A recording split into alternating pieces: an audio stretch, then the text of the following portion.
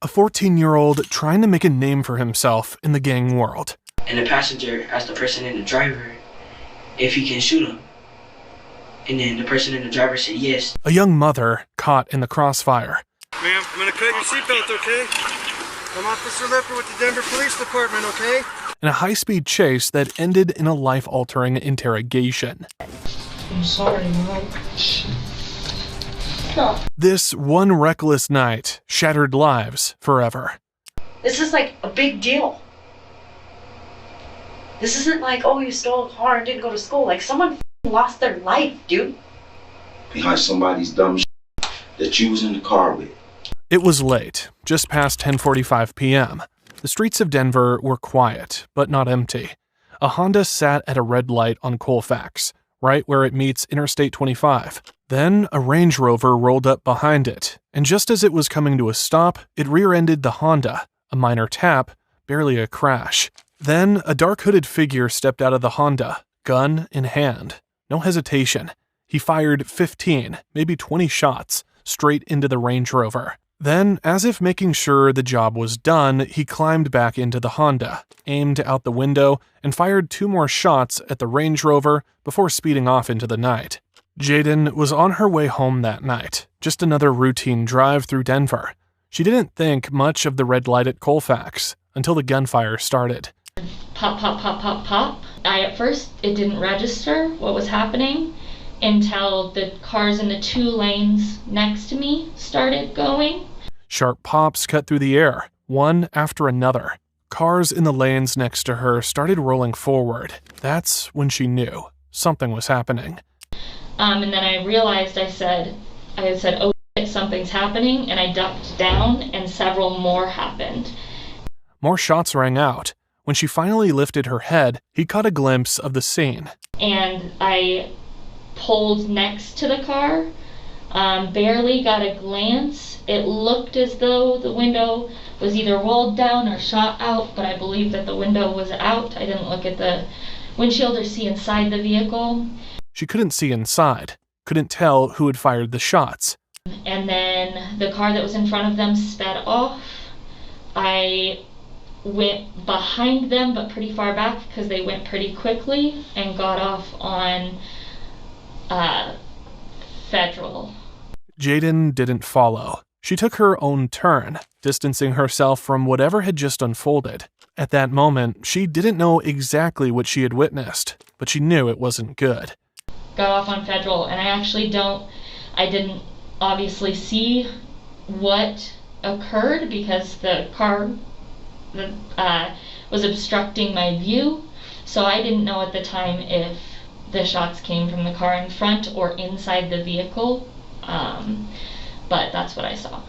Jaden hadn't counted the shots in the moment, but she guessed there were 5 to 7 at first.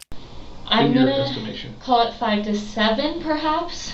Then a pause, just a second or two, before a few more rang out. Okay, and then you said you ducked down and heard several more pops. How many more do you think you heard? Perhaps 3. Okay. Jaden was preoccupied. She was driving home from an appointment. And you never saw anybody get in or out of any vehicles? No. Okay. I, in my mind, thought it was fireworks or something. Sure. And just wasn't paying attention. At first, it crossed her mind that maybe they were fireworks, but as the noise echoed through the street, she realized this was different. This was real. She ducked her body, reacting before her mind fully caught up. The sound was sharp, unmistakable, gunfire. She felt exposed, vulnerable.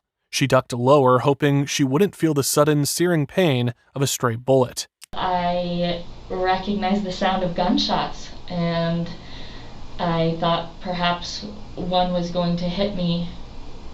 Fear didn't hit her right away. It was more of a delayed reaction, creeping in after the moment had already passed. But the thought stuck with her. If she had been just a little closer, just a little slower, maybe things would have turned out differently. Jaden wasn't the only witness. Many more experienced the same terror. Alex Martinez had been on his way home from a soccer game when the gunfire shattered the night. At first, he wasn't paying much attention. His music was up, drowning out the usual city noise. But then, flashes of light. His stomach dropped. That wasn't streetlights. That wasn't fireworks. I did not physically see the weapon. Okay. I seen the light from when you shoot the gun, and you have the light and the sound. Okay. So that's what I heard. Unlike Jaden, Alex actually saw the shooter. When he got out, he had his hoodie on, and he turned to face towards north, and all I see is the side of his forehead, so literally right here. The figure turned just enough for Alex to catch a glimpse of his forehead. He wasn't tall, maybe 5'6" or 5'7". Then he lifted his arm, partially hidden by the roof of the car. Alex didn't need to see the weapon to know what was happening. The gunshots told him everything. 6 flashes, 6 sharp bursts of light, each one sending a wave of adrenaline through his body. The Honda was already speeding off, disappearing into the night. Alex didn't stick around to see where it was headed. He just kept driving, pulse hammering, knowing he had seen something he wasn't supposed to. Meanwhile, first responders rushed to the scene. Officers and paramedics moved fast, closing in on the Range Rover where a woman sat slumped over, bleeding. Ma'am, I'm gonna cut your seatbelt, okay? I'm Officer Lipper with the Denver Police Department, okay?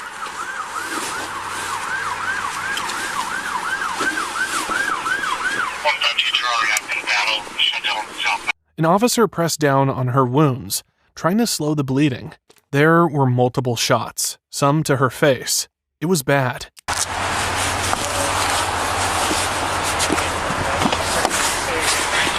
I'm just gonna keep some pressure on him, okay? Yeah. Hey, she took quite a few, about 4 or 5 rounds to the face. How many? Is just she the only victim? She's the only victim. She's slowly bleeding. They worked quickly, checking for an ID, searching her purse. See if I can find an ID in her purse. Yeah. I don't know how you want to do this. You want to put the seat back so we can get to her? One of them called out, trying to get a response. Nothing. What's your name? Can you tell me your name?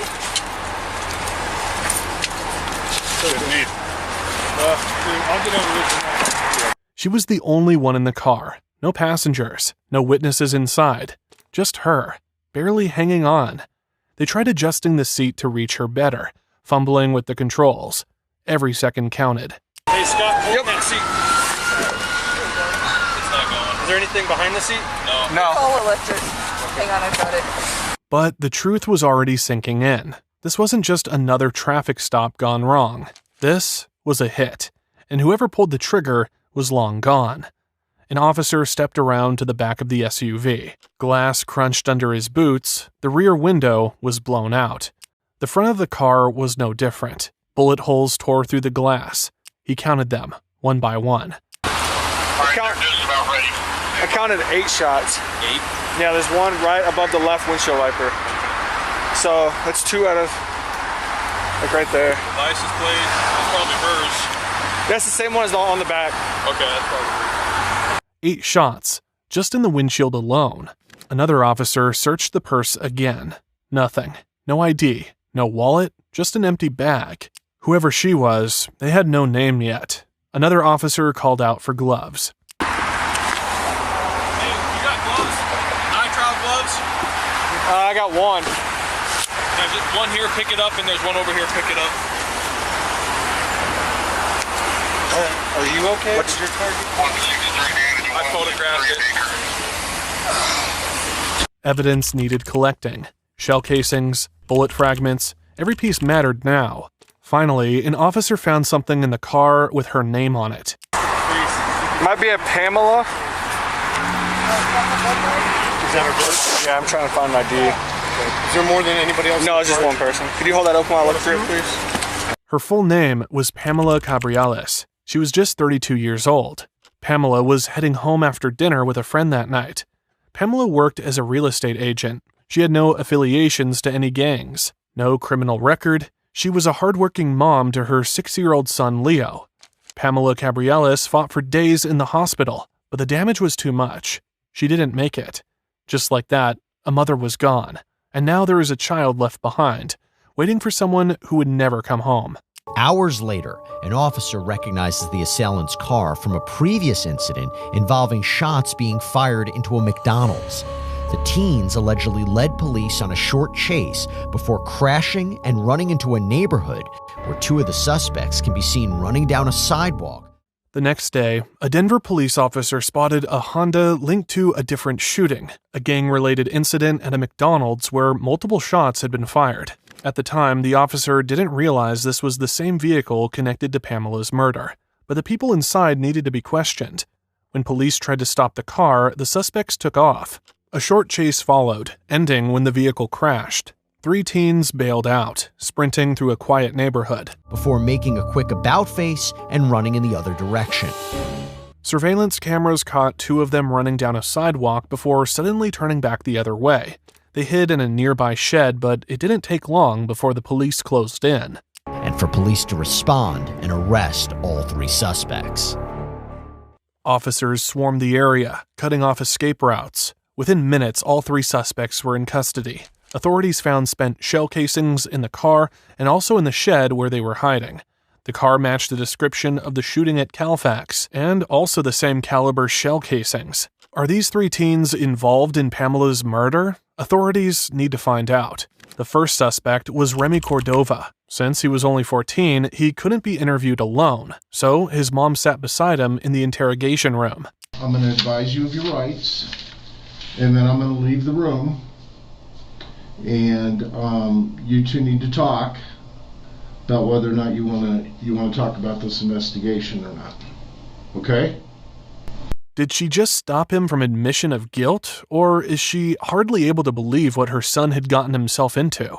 No one knows, but one thing was certain. The gang life had real consequences, and now Remy was a suspect in a murder case. Inside the police station, Remy Cordova sat with his mother, away from prying eyes. His mother warned him. The cops were asking if he went by something else. Is he Little Ro? She was a mother trying to protect him. She cut him off before he could admit. When the officers returned, the mood in the room changed. I'm done, so like something totally different. Yeah. Are you guys done talking? Yeah. I'm going to turn the video back on, okay? Yes, sir. Do you have my phone number? The camera clicked back on, and it became obvious the mother knew that Remy was somehow involved. That was it. No explanations, no denials. Just a quick signature on the refusal form, and the interview was over. The officers shut off the video. Remy stayed silent, but that didn't mean investigators were in the dark. They already knew who he was, a name in their system, a face linked to gang activity, a juvenile record that spoke for itself. But the next suspect? He wasn't as quiet. 18-year-old Nishan Johnson, the driver of the Honda, had a lot more to say. The questions started right away. Where had he been? Who was he with? What happened that night? So, Nishan, I just want to figure out what's going on, what happened. If you could just kind of take me through the events tonight, where you were, what was going on, who you were with, and don't worry about me writing. You don't need to catch up. Just go and I'll catch up with you. I'm just taking down some things. Don't worry about any of that, okay? That's just for me. So if you want to just start, work backward or forward, however you want to do that. I mentioned westbound Colfax to I-25. Do you know what I'm talking about with that? No. Okay. When the officer mentioned Colfax and I-25, Johnson hesitated. He said he didn't know what that was about. The officer tried again, asked him to just walk through his night. Well, let's talk how just your night went where you were. Let's start with that.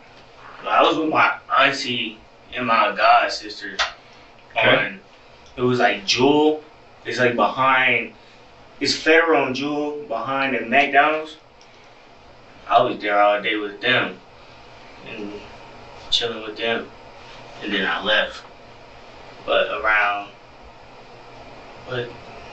12, 11? No, it was like 11, because I think police got behind us like around 12 o'clock. So they came and picked me up at 12. Johnson stuck to his story at first, saying he had nothing to do with the shooting, but the timeline started to get messy after he left Ant's place. When you mentioned 12, are we talking 12 noon during the day or 12 midnight at night? Like towards night. Okay. I was there, I was at my baby mom's, then I left. And then I went to my cousins. And then my partners came to pick me up. That's when the police got behind them. He said his friend had picked him up around that time. He said he started texting his friend around 9:55, telling him to be ready. And by 11, they had to come pick him up. At first, he made it sound like it was just one person, but then he slipped, referring to they. The detective caught it immediately. Okay, and I ask it because you say they. When you say they, it leads me, and I'm not trying to trick you, I'm saying they leads me to believe there's more than one person. Yeah. If you're not saying he came to get me, you're saying they came to get me. So who's with him when he comes? He had a partner in the car. Okay. But I didn't know him, so I don't even deal with him. You feel me? I wasn't even talking to him. So where was he sitting in the car? He was in the back seat. Okay. When I came out, by the time I came out, he was in the back seat. Is he black, white, or Hispanic? To be honest, he looked at white to me, you feel me? But I wasn't really paying attention to him. Okay. Was he kind of slim like yourself, or kind of husky or fat like huskier, me? Okay. Probably. I don't know. Did you catch his name? Nuh-uh. The detective kept digging, asking where the guy was sitting, what he looked like, if there were any weapons in the car. Johnson brushed it off, said he wasn't focused on that, but the detective wasn't buying it. The more Johnson talked, the more the details started changing, and it was only a matter of time before the whole thing started to unravel. Johnson tried to explain why he fled, saying the icy roads made it hard to stop. The detective wasn't convinced. He asked again why Johnson didn't just pull over. Why? Tell me more about why you didn't stop. Cause I don't have no driver's license, I ain't gonna lie, that's the only thing. If I had a driver's license, I'd pulled over. But I don't have no driver's license, so... Johnson admitted he didn't have a driver's license, and without it, he figured running was his best option. That led to more questions. When you see the police on the side of you, as you're driving, you make the turn, hit the curb, they light you up, you decide not to stop. When you notice the police, who notices them first, you or the other two guys in the car? To be honest, we all did, because they was right next to us. Tell me more about the conversation going on in the car about the 5-0 being next to you. And we were just like, police right next to us. I was like, I'm going home. Okay. He just wanted to get home. Then the detective shifted focus. What about the others in the car? He kept saying he was just trying to go home, but the detective wasn't letting up. He knew there was more to the story, and Johnson's version wasn't adding up.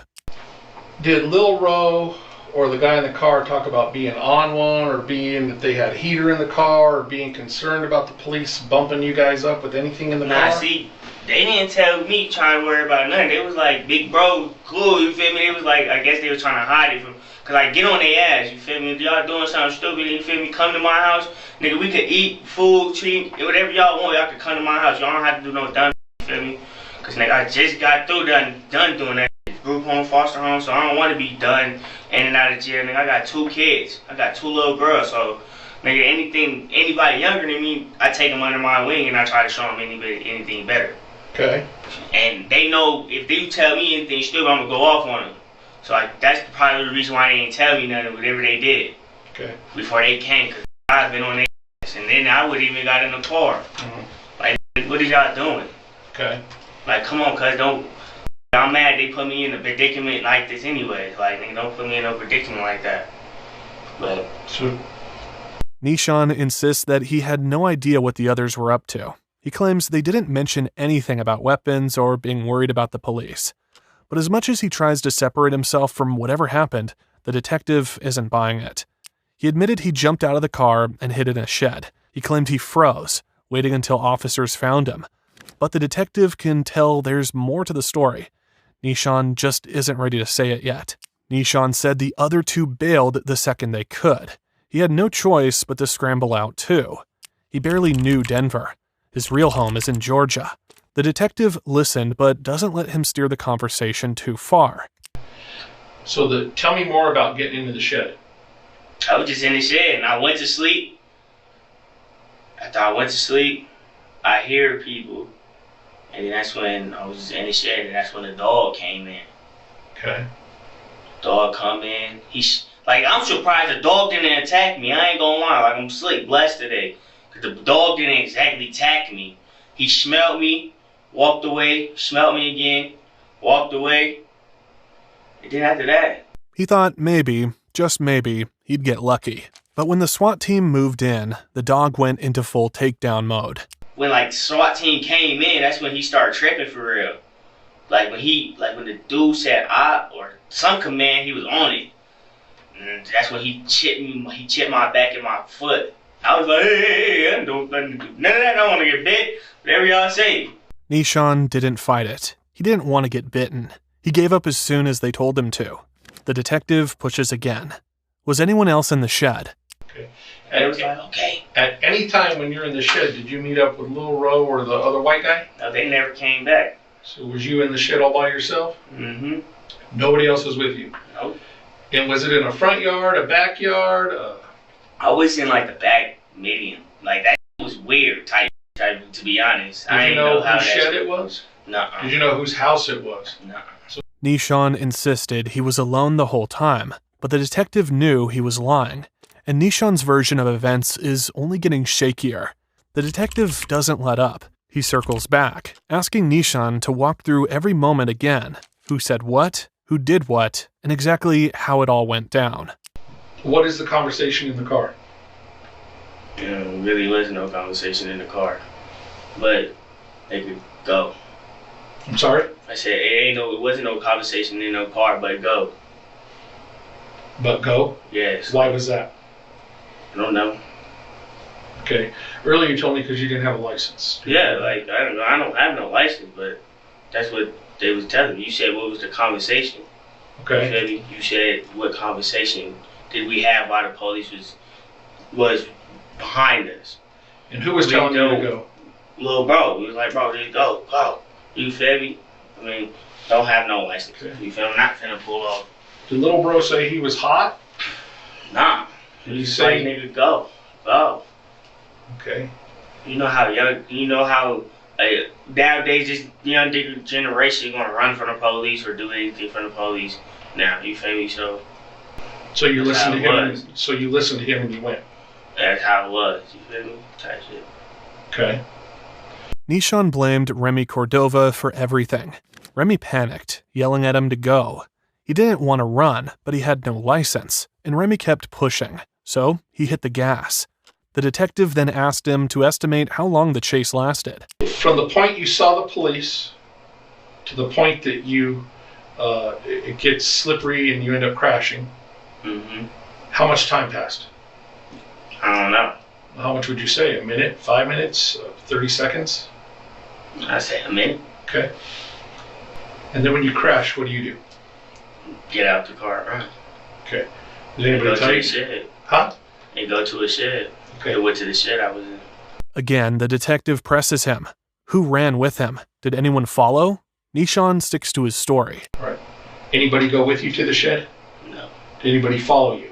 No. I was in there by myself. Okay, you're in there by yourself? Yes. I was in there by myself the whole, 2-3 hours. I took a nap and all. But the detective isn't just interested in where Nishan hid. He's fishing for something else. Then the detective zeroes in on a very key moment. That 1-minute window when everything happened fast. The police lights, the chase, the crash, the escape. In that 1 minute when you see the police, and then you go, you crash, you get out, you dip, and you go to the shed, you say by yourself, right? Yeah. Anybody give you anything before you got out of the car? No. Anybody ask you to hold anything? Nishan had been insisting he was alone in the shed. He's been denying that anyone gave him anything. But now, the detective drops a bombshell. Okay. You know why I'm asking all these questions? Because the shed you were found in, those shell casings match at our murder scene. Can you explain that to me? And you said nobody's in the shed with you. Okay? You're in there by yourself. But the same caliber shell casing that's in the shed where you're at is the same caliber at our murder scene. Can you explain that to me if nobody handed you anything? No, nobody handed me nothing. Okay, so how did that end up in the shed with you? Oh, I ain't gonna cut it. I don't know. Okay. The detectives keep pressing. This is his chance to be honest. Either he was at the murder scene, or someone handed him something that tied him to it. But the story he's been telling, it doesn't add up. Your chance to be honest, okay? And I'm not saying you're not, so please don't be offended by that. Okay, but I don't know is not going to cut it. As I told you before when we first started, it's a homicide investigation. I told you you're not free to leave. Okay? You remember that? Okay. If you were there for something or somebody asked you to hold on to something, I need to know. Okay? And not just for myself, but for yourself. You got a kid, right? 2. You want to see those kids grow up? Yes. Do you want to be able to hold them and not be behind glass when you see them? Or do you want them to come and visit you during yard time? Again, I'm not threatening you, I'm not upset with you, but I'm telling you, this is the road we're going down. You're digging yourself a hole here, so if you have something, you know something, Nishan, now's the time to tell me. Okay, you tell me you were by yourself when you ran. Nobody else was in that shed. I asked you several times that question. You're adamant nobody was. Okay? So it's one of two things. Either you were there at that murder scene, or somebody gave you something to hold on to. So now's your chance to help yourself. Don't dig yourself a hole. You got one foot in this hole right now, Nishan. Okay? Nishan stares at the detective blankly. The weight of the moment is settling in. The detective isn't backing off. And now, Nishan has to decide, stick to his story or start talking. What would you like to do? You want to tell me who gave you something, or if you were there, come clean and tell me. They ain't give me that, and I wasn't there. Okay. White boy just hopped out with me. Okay. Nishan hesitates, then suddenly remembers something. Or at least, that's how he presents it. There was someone else in the shed. The white boy. But I didn't know he had nothing, you feel me? And Cuz left the shed. I'm sorry, he did what? He went in the shed with me, you feel me? He came in the shed with me and him. But then after that, Cuz left, you feel me? That's why I was the only in there, because he was like, the police in here, Cuz. Are they about to come in here? And then he left, and I wasn't finna just, because he wasn't going nowhere. Okay. So I stayed in there. All right. On everything. He came in there with me. He dropped all the shells. And then after that, guys was like, oh, the police, bro, and freaked out and left. The detective doesn't react, but he knows what's happening. This is what people do when they start feeling cornered. The story that was solid a few minutes ago begins to crack. Little details changing, rearranging. Nishan had been alone. Now, suddenly, he wasn't? He ain't tell me nothing on everything. He was, when we got in there, I was like hearing pennies. Like I thought it was pennies at first, because I didn't know what it was in his hand. And I was like, bro, stop. I was like, bro, stop before the police come in or something, or they hear you. I was like, alright, bro. And I didn't realize there was shells on there until police flashed the light. You feel me? But I thought it was something else, like he was playing with pennies or something. Okay. But I was like, bro, stop. Like, bro, stop playing with that, bro. He was like, bro, it's my fault, bro. And then after that, nigga, when the police came, nigga, they were shells. So, then again, I think he dropped the shells and knew the police was finna come in and just leave, you feel me? Because he didn't tell me he was leaving, because I swear to God, I took a nap. I took a nap, and then when I heard, like, the dog, I woke up and I stood up. And the dog smelled me, passed me by. Because that's what really tripped me out, when the dog just smelled me and just left. I was like, what the? White boy didn't just hide in the shed with him. He brought something with him. He thought white boy was messing around, playing with pennies. But now, thinking back, he realizes it wasn't pennies. It was shell casings. The detectives let the silence hang for a moment, watching Nishan piece it together in real time.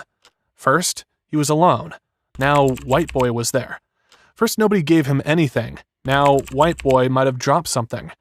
First, he just sat in the shed. Now, he took a nap and woke up to police lights and a K9 sniffing him out. Nishan is unraveling, and the detective knew it. The story is changing too fast. He kept pushing, kept peeling back these layers. Nishan is bound to slip up again. And when he does, the truth, whatever it is, will come spilling out. Nishan's story takes another turn. At first, there were no weapons. Now suddenly, he remembers hearing about one. Did you ever see any guns? Did they ever talk about the heaters they had?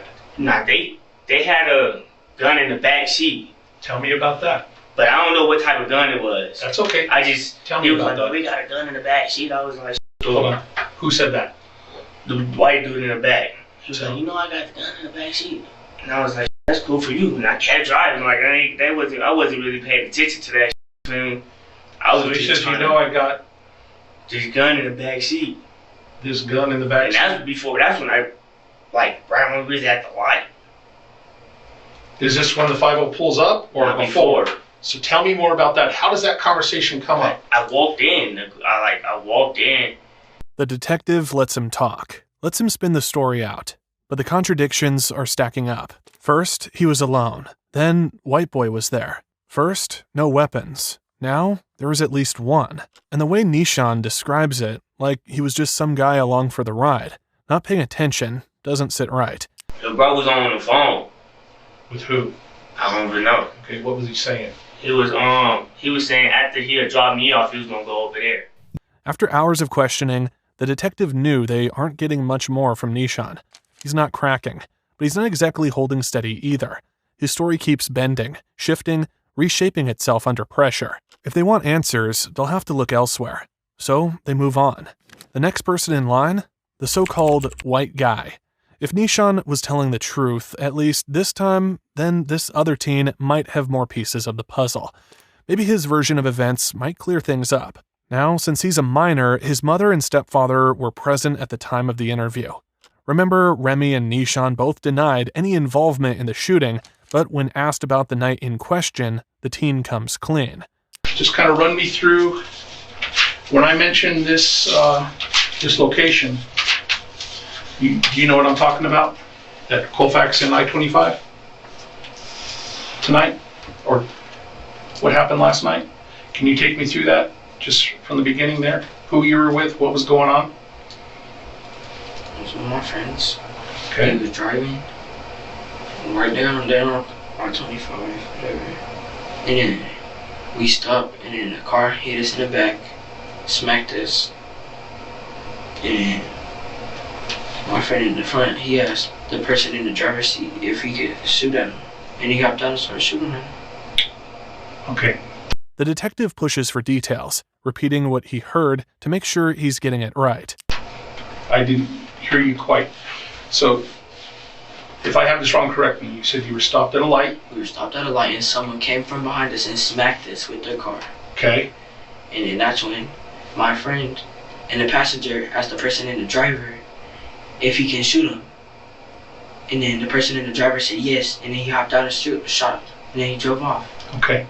Now the detective zeroes in on who was involved. How many people were in the car with you?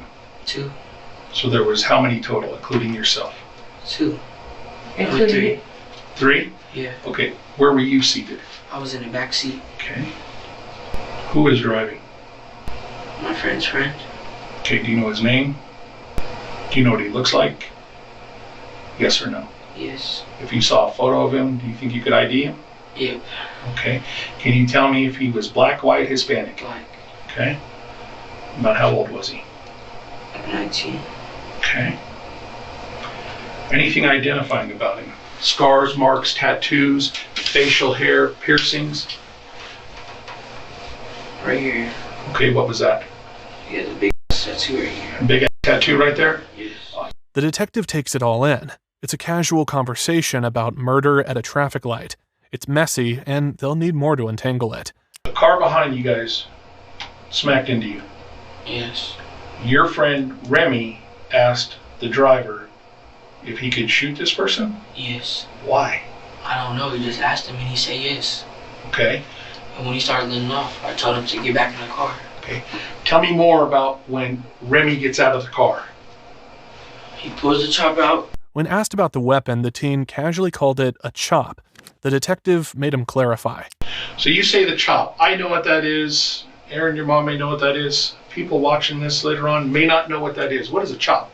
AR-15. AR-15? Yes. Okay. What color was that? Black. Black. He claimed he never got out of the car. At any time did you get out of the car? No, I told him to get back in the car. Okay. And what does he do? Tell me more about that. He just kept shooting and then he finally got back in. Okay. After I started yelling at his ass. Okay, how many times did he shoot? He let off like 7 rounds. Okay. Remembering the exact number of shots fired is an odd detail to remember. The detective leaned in. Did anybody pick up anything there on the street? Did anybody pick up anything? Did anything fall? Phone, bullets, anything from the car fall out of the car that anybody picked up? I don't know. Okay. Then came the car that hit them from behind. Do you remember what kind of car smacked into the back of you guys? It was like this white car. White car? Yeah, it was a white van. Like a white van? Yeah. Okay.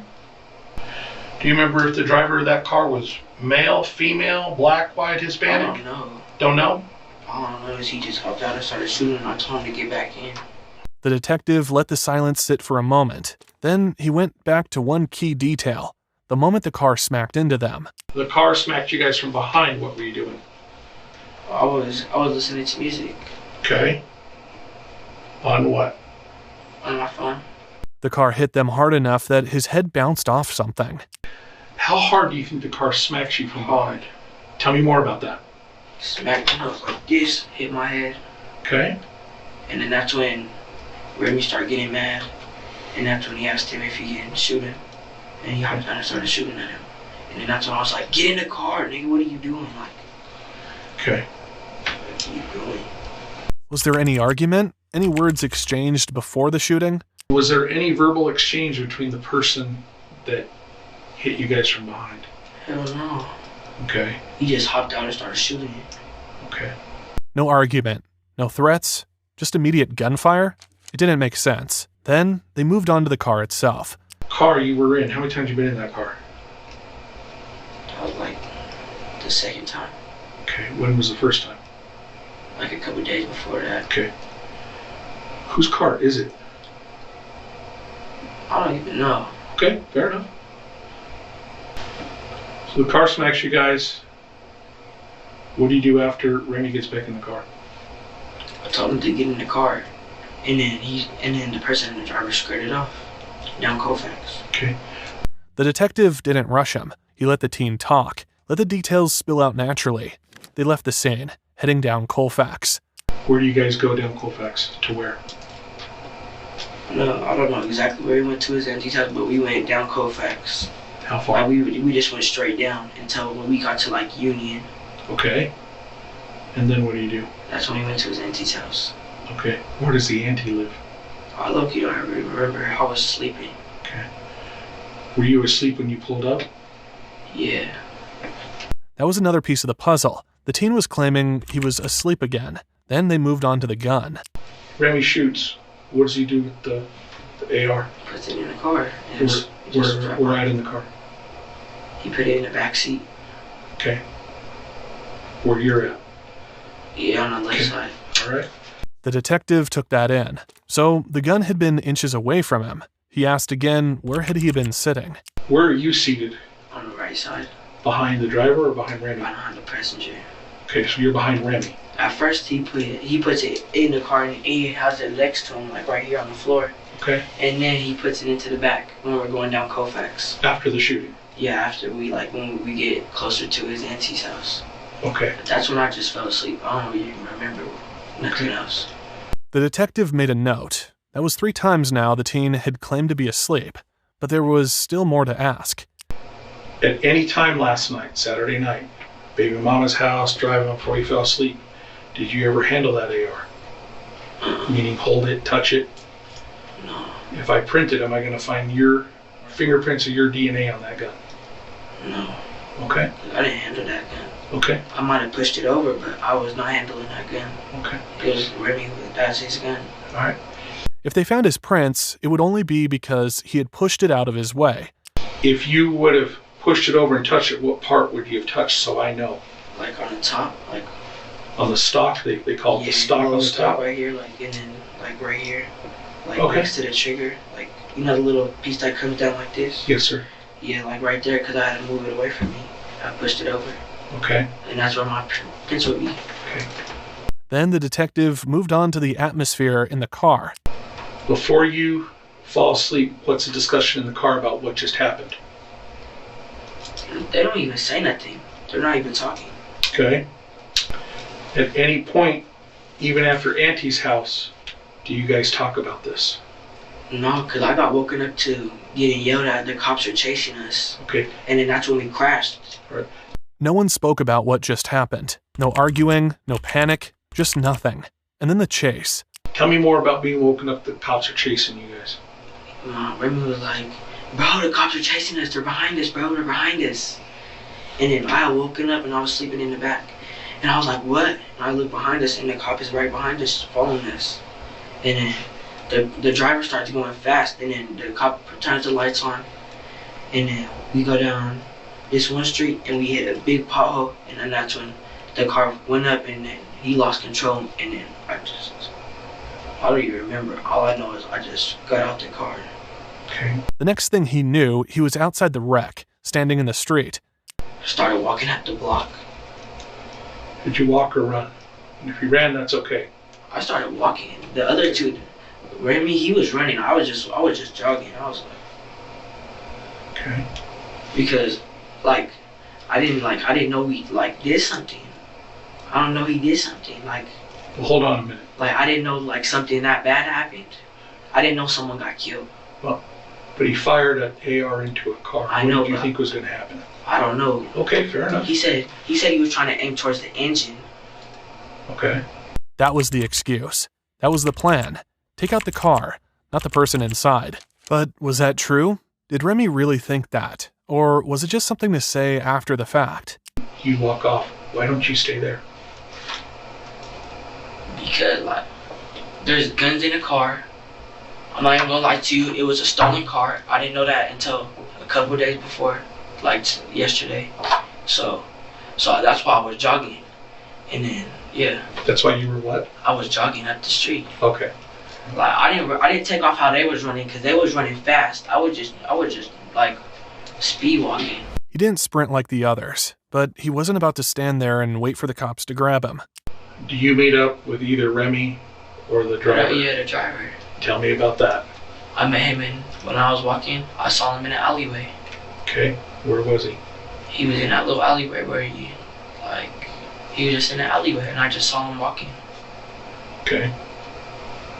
Where did you guys go? I kept walking. I was just there's cops all throughout the block. Well, he tells me that he's with you. He said that to you. Yeah. Okay.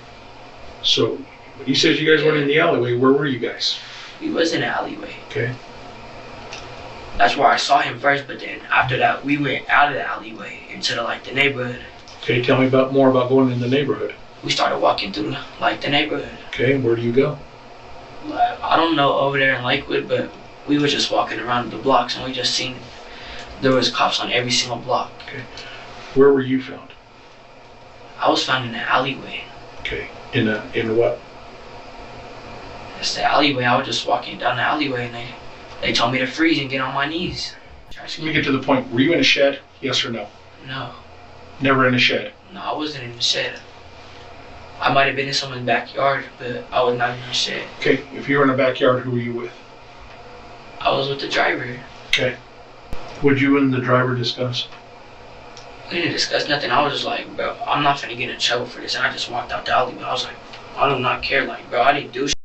Okay. But what am I getting in trouble for? For y'all doing it. Okay. And I apologize about earlier about the hypothermia. That's not you. That's my fault. Okay. So I apologize about that. Okay. Because I was because we're standing in the backyard and I'm like, bro, you sound dumb if you think we're gonna get away. There's cops on every single block. You sound stupid. So I'm like, he stays there in the backyard. I'm like, all right, bro, peace out. I walk out of an alleyway. They got me. Okay. I didn't do nothing, so I'm gonna be like, all right, freely. The detective stepped out, leaving the teen alone with his mom and stepdad. There was no sugarcoating it, no soft words to ease him into what was coming. They laid it all out in front of him. Now you're gonna end up doing time over someone else's bull. How am I doing time over someone? Because someone died. Someone died. This isn't. It doesn't matter what you know or what you think you didn't know. Someone died last night. Someone died. This isn't a game. This is a big deal. This isn't like, oh, you stole a car and didn't go to school. Like, someone lost their life, dude. Behind somebody's dumb that you was in the car with. His stepdad piled on, calling out the choices that got him here. Riding around thinking that this is hot. He obviously doesn't give a fuck about anything. His life, his kid's life, anybody's life, apparently. And you're hanging out with him. Do you think he gives a fuck? Obviously not. This cop don't know if you touched that gun or not. The cops didn't know if he touched the gun or not. Maybe he didn't, but that wasn't the point anymore. The point was, he was tied to something bigger than he ever expected, and there was no walking away from it now. The detective returned, no longer just asking questions. Now he had something concrete. This next question is important, okay? All right. I'm going to ask you this. Be honest with me. Okay? All right. Did you shoot? No. Okay, and I'm asking you that because... Did they say I did? Someone independent said they saw you. They described you to a T in what you're wearing, that you were the shooter. I promise I was not the shooter. Okay, well, promise ain't going to cut it. I wasn't the shooter. So, Remy hopped out and shot him. Okay. The detective wasn't interested in promises. He wanted proof. And when he brought up DNA, the teen hesitated. So again, when I swab for DNA, am I going to find your DNA on that trigger guard on that rifle? On that AR-15, am I going to find your DNA? Probably because I moved it, yeah. He had touched the gun. He had moved it. But that didn't mean he fired it. Someone said it was me. Yes. Yes. I'm going to step over here real quick. Okay. Someone said it was me. Yeah. Okay. I know I didn't shoot. I know for a fact I didn't shoot.